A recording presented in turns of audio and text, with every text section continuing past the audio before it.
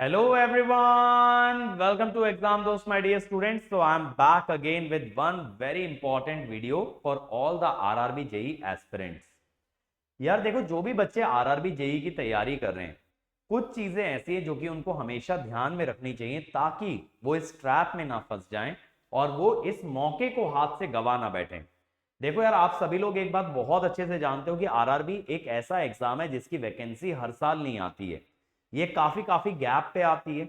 और अब जब आपको एक मौका मिला है ना रेलवे में इंजीनियर बनने का, अपने करियर को रेलवे में शिफ्ट करने का या रेलवे के साथ स्टार्ट करने का, तो मैं ये चाहूंगा कि आप अपनी गलतियों की वजह से इस मौके को अपने हाथ से गवा ना बैठें, क्योंकि बाद में रिग्रेट करने का कोई फायदा नहीं होगा।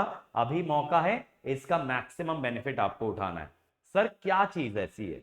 देखो यार, अभी जो मैं देख रहा हूं ना बच्चों का पैटर्न, कि बच्चे क्या कर रहे हैं, फुल्ली फोकस हो गए एकदम सीबीटी 1 पे, कि सीबीटी 1 अपने को करना है, सिर्फ सीबीटी 1 पे फोकस करना है, वो अच्छा निकाल लेंगे तो हम एक अच्छा एग्जाम क्रैक कर सकते हैं। लेकिन मेरे बच्चों याद रखना, सबसे क्रिटिकल आपका सीबीटी 2 ही होने वाला है। सीबीटी 2 ही होने वाला है, याद रखिएगा।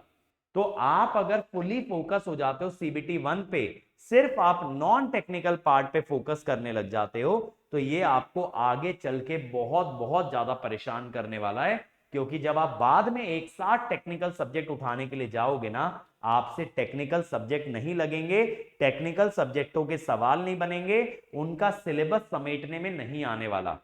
इसीलिए मैं आप लोगों को पहले भी कई बार बता चुका हूं, फिर मैं ये बात आप लोगों से कहना चाहूंगा, सीबीटी 1 करिए, डेफिनेटली करिए, लेकिन अपने दिन का कुछ समय सीबीटी 2 की तैयारी को दीजिए, कुछ समय टेक्निकल को जरूर डेडिकेट कीजिए। बेटा, आप लोग इंजीनियर्स हैं, अगर इंजीनियरिंग वाले पार्ट को आप लोग स्किप कर दोगे या कुछ समय के लिए छोड़ दोगे तो वो कनेक्शन ब्रेक हो जाएगा, और एक बार वो टेक्निकल से कनेक्शन ब्रेक हुआ ना, तो उस कनेक्शन को बनाने में बहुत टाइम लगेगा।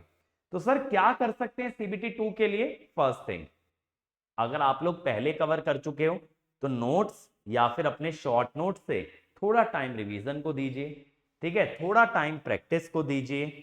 और आप अगर कभी फ्री बैठे हैं तो आप डाउट्स वगैरह देख सकते हो, जो कॉमन पोर्टल्स पे, टेलीग्राम पे, अलग अलग जगह पे, ग्रुप्स पे सवाल आते हैं, आप उन सवालों को सॉल्व कर सकते हो टेक्निकल, जिससे कि आपका प्रैक्टिस बना रहेगा। जैसे कोई बच्चा डाउट पूछ रहा है तो वहां पे आपने उस डाउट का आंसर कर दिया, जिससे कि सामने वाले का डाउट भी क्लियर हो गया और आपके लिए एक अच्छा प्रैक्टिस क्वेश्चन आपके सामने आ गया, जिससे आपकी प्रैक्टिस इंप्रूव हो गई।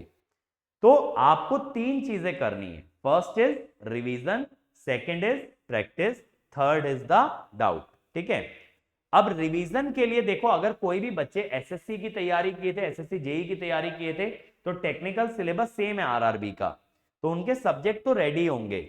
उन्हें बस क्या करना है, अपने पीडीएफ को उठा के, हैंड रिटन नोट्स को उठा के या शॉर्ट नोट्स को उठा के रिवाइज करना है। टारगेट डिसाइड कर लीजिए, जैसे मान लीजिए बेसिक इलेक्ट्रिकल आप करने बैठते हैं, तो आपने डिसाइड कर लिया कि बेसिक इलेक्ट्रिकल को ना मैं 20 डेज देने वाला हूं। अब आपके जो भी टॉपिक्स हैं उनको आप 20 डेज में इक्वली डिस्ट्रीब्यूट कर लीजिए, जो कि मैं मानता हूं बहुत कम कम टॉपिक होंगे, 20 की जगह 25 डेज दे दो। और डेली का एक टारगेट फिक्स कर लो कि टेक्निकल के ना मुझे 30 क्वेश्चन या 50 क्वेश्चन प्रैक्टिस करने हैं। तो अगर आप आधे घंटे या एक घंटे में थ्योरी रिवाइज करते हो, अगले एक घंटे में आप कोशिश करो 50 क्वेश्चन प्रैक्टिस करने की, या डेढ़ घंटे में 50 क्वेश्चन प्रैक्टिस करने की, जिससे 2 से ढाई घंटे में आपका टेक्निकल रिवीजन पूरा हो गया। अब बाकी का टाइम आप अपना मस्त तरीके से नॉन टेक को दे दो। नॉन टेक को आपको 4 घंटे देने हैं, 5 घंटे देने हैं, 10 घंटे देने हैं, आपके ऊपर है। बाकी का टाइम आप नॉन टेक को दे दो। और नॉन टेक के अंदर भी बेटा आपका फोकस किस चीज पे रहने वाला है? आपका फोकस एप्टीट्यूड वाले पार्ट पे रहने वाला है, आपका फोकस साइंस वाले पार्ट पे रहने वाला है। जनरल अवेयरनेस पे आप फोकस थोड़ा सा कम रख सकते हैं, क्योंकि उसका सिलेबस बहुत वास्ट है और उसका वेटेज बहुत ही छोटा है। तो इसलिए जनरल अवेयरनेस पे फोकस को रिड्यूस करके एप्टीट्यूड भी, क्योंकि एक ऐसा पार्ट है ना जिसमें प्रैक्टिस से बात बन जाती है, रीजनिंग एक ऐसा पार्ट है जिसमें प्रैक्टिस से बात बन जाती है।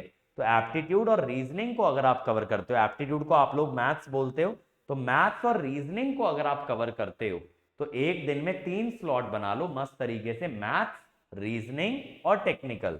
ठीक है, क्योंकि यही चीजें सबसे ज्यादा क्रूशियल होंगी।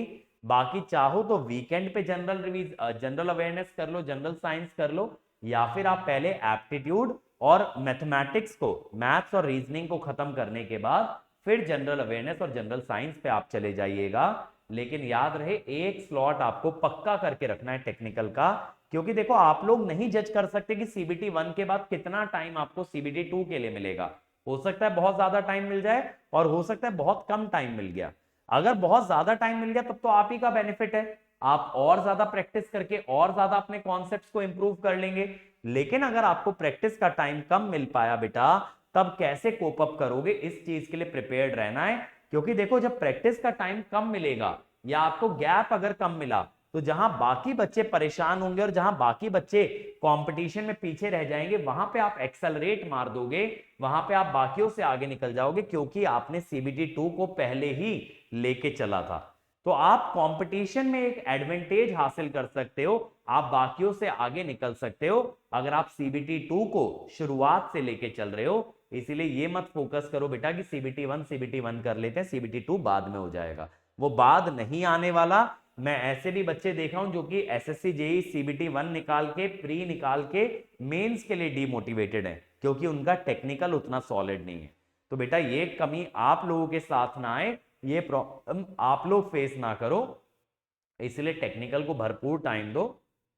कोई भी एग्जाम आप दोगे भारत का जिसके अंदर आपका इंजीनियरिंग बेस्ड एग्जाम है, तो वहां टेक्निकल का अच्छा खासा डोमिनेशन रहता है। तो टेक्निकल को इग्नोर करके बेटा इंजीनियरिंग बेस्ड एग्जाम नहीं निकाले जाते। इसलिए प्लीज आप लोग टेक्निकल को इग्नोर ना करें। मैं अभी वार्न कर दे रहा हूं, एग्जाम के बाद बहुत से बच्चों का यही आने वाला है कि सर टेक्निकल उतना अच्छा नहीं गया, जिस वजह से हमारा सिलेक्शन रुक गया।